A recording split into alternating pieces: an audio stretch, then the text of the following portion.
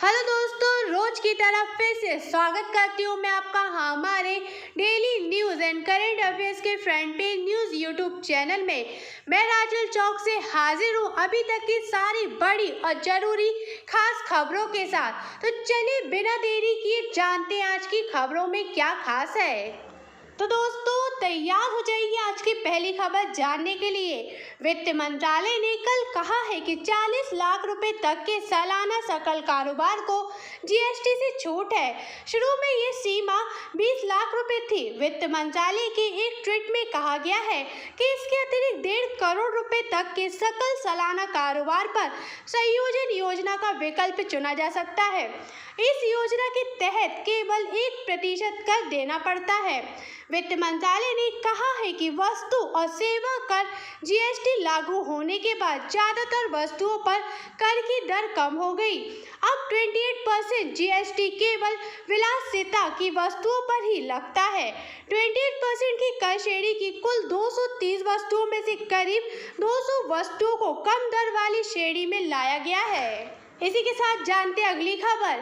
केंद्र सरकार ने एक अधिसूचना के जरिए राष्ट्रपति ट्रांसजेंडर परिषद की स्थापना की है। सामाजिक न्याय और अधिकारिता मंत्री इसके पदेन अध्यक्ष और सामाजिक न्याय तथा अधिकारिता राज्य मंत्री इसके पदेन उपाध्यक्ष होंगे। राष्ट्रपति परिषद सरकार को ट्रांसजेंडर व्यक्तियों के संदर्भ में नीतियां, कार्यक्रम, कानून और परियोजनाएं तैयार करने के बारे में सलाह देगी। परिषद ट्रांसजेंडरों को समान अवसर और पूर्ण भागीदारी प्रदान करने से संबंधित नीतियों और कार्यक्रमों के प्रभाव का मूल्यांकन करेगी और उन पर निगरानी रखेगी। इसी के साथ देखते हैं कि अगली खबर क्या कहती है। सड़क परिवहन और राजमार्ग मंत्री नितिन गडकरी ने कहा है कि जैव ईंधन, सीएनजी और बिजली पर आधारित सार्वजनिक परिवहन को आधुनिक बनाया जा सकता है। एक वेबिनार को संबोधित करते हुए श्री गडकरी ने कहा है कि अधिकतर राज्य सड़क परिवहन निगम महंगे परंपरागत ईंधन पर भारी धन खर्च कर रहे हैं। उन्होंने कहा है कि उन्हें जैव ईंधन, सीएनजी और बिजली का इस्तेमाल परिवहन ईंधन के रूप में करना चाहिए। उन्होंने ये भी कहा है कि इससे न केवल धन की बचत होगी बल्कि प्रदूषण में भी कमी आएगी। दोस्तों, प्रवर्तन निदेशालय में बैंक धोखाधड़ी मामले में धन शोधन रोकथाम अधिनियम के तहत इरा इंफ्रा इंजीनियरिंग लिमिटेड की 19 करोड़ रुपए से अधिक की चल संपत्ति जब्त कर ली है। ये संपत्ति कंपनी के एक्सिस बैंक के खाते में जमा थी। दोस्तों, वायुसेना प्रमुख air chief marshal Rakesh Kumar Singh Bhadauria ने कल डिजिटल इंडिया पहल के तहत नई दिल्ली में वायुसेना मुख्यालय वायु भवन में माई आईएएफ मोबाइल ऐप का शुभारंभ किया। उन्नत गणना विकास केंद्र सीडैक के सहयोग से विकसित ये ऐप वायुसेना में भर्ती होने के इच्छुक युवाओं को करियर संबंधी जानकारी और विवरण उपलब्ध कराता है। इसी के साथ नजर डालते हैं अगली खबर की ओर। अमेरिका में कैलिफोर्निया के जंगलों में लगी आग पर काबू पाने के लिए कल अग्निशमन कर्मियों को काफी दिक्कतों का सामना करना पड़ा है। बहुत बड़े इलाके में फैली इस आग में सैकड़ों मकान नष्ट हो गए। इसके प्रभाव से मौसम में बड़ा बदलाव आने की संभावना है। राष्ट्रपति डोनाल्ड ट्रंप ने पीड़ितों को सहायता उपलब्ध कराने के लिए इसे एक बड़ी आपदा घोषित किया है।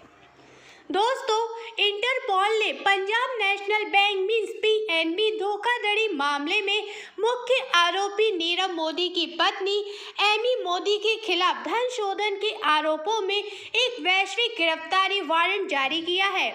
अधिकारियों ने बताया है कि प्रवर्तन निदेशालय मींस ईडी के अनुरोध पर वैश्विक पुलिस निकाय इंटरपोल ने रेड नोटिस जारी किया है। दोस्तों, आपको बता दें कि एक बार भगोड़े के खिलाफ जारी किए गए इस तरह के नोटिस के बाद इंटरपोल अपने 192 सदस्यीय देशों को उस व्यक्ति को गिरफ्तार करने या हिरासत में लेने के लिए कहता है जब उसे उनके देशों में देखा जाता है। इसके बाद प्रत्यर्पण या निर्वासन की कार्रवाई शुरू हो सकती है।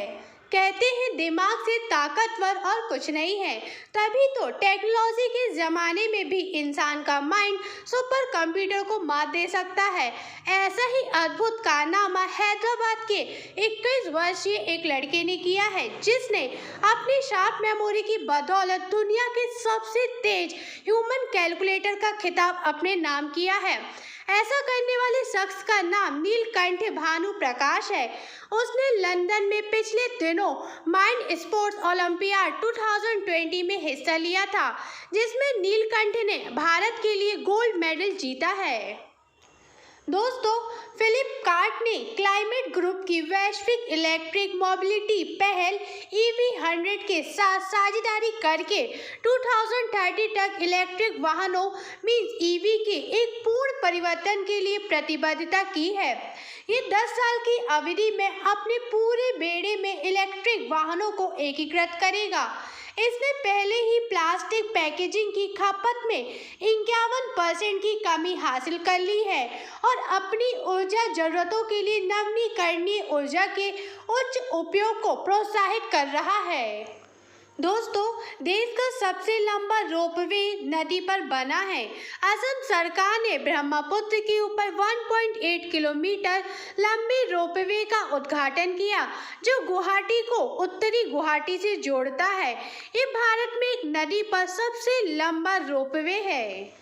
56 करोड़ रुपए की लागत से निर्मित इसमें 2 केबिन शामिल हैं, जिनमें से प्रत्येक में 30 यात्री और एक ऑपरेट की क्षमता है। रोपवे की पूरी लंबाई को पार करने में 8 मिनट लगते हैं। दोस्तों, सरकार ने कहा है कि इस वर्ष अप्रैल से तेल और गैस क्षेत्र में 5,88,000 करोड़ रुपए की अनुमानित लागत से 8,363 परियोजनाएं शुरू की गई हैं। पेट्रोलियम और प्राकृतिक गैस मंत्रालय ने कहा है कि पेट्रोलियम उद्योग ने संकट को अवसर में बदला है और ये रोजगार के अवसर पैदा करने तथा विकास को फिर से पटरी पर लाने के लिए हर संभव प्रयास कर रहा है। तेल और गैस क्षेत्र आर्थिक विकास का एक महत्वपूर्ण जरिया है और इन परियोजनाओं से देश की अर्थव्यवस्था को बढ़ावा मिलेगा। तो दोस्तों, आज की खबरों में इतना ही।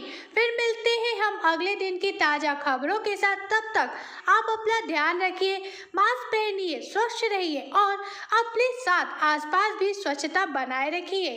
Thank you.